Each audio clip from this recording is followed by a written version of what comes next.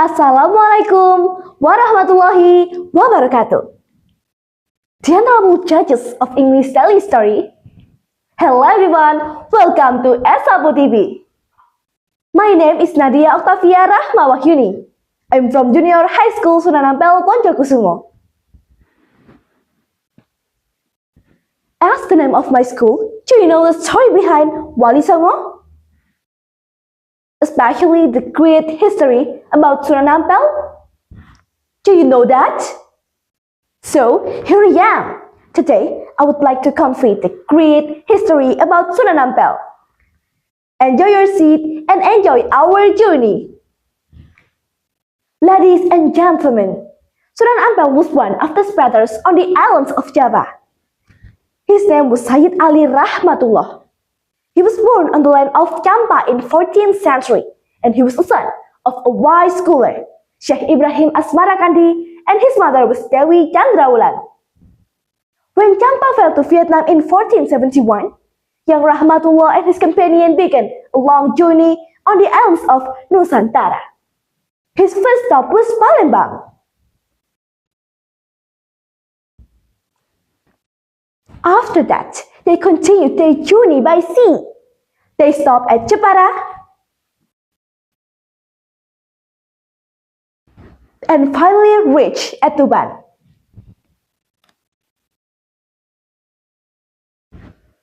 But then, Sunan Ampel's father passed away and was buried there.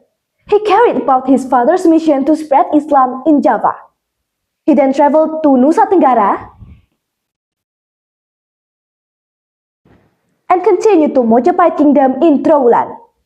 It's known as Mojokerto City. There, he received support from his auntie, Queen Dorothy, to start teaching the people. And so, Sunan Ampel established a pesantren or Islamic boarding school in a place that we now call Ampel Denta in Surabaya.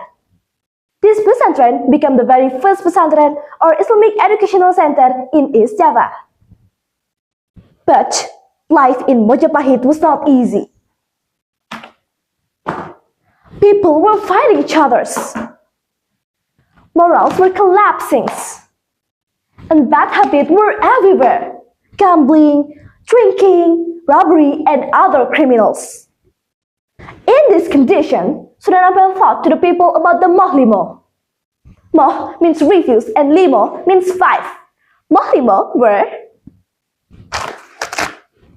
the first is Moh Mabok, refuses to drinking alcoholic beverage, Khamr. Moh Main, refuses to gamble. Moh Madon, refuses to commit adultery and LGBT.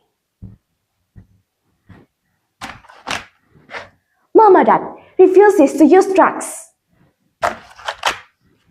And last is Moh Maling. Moh Maling refuses to steal, corruptions, and robbery. This teaching spread quickly among the people because it was clear, simple, and easy to follow.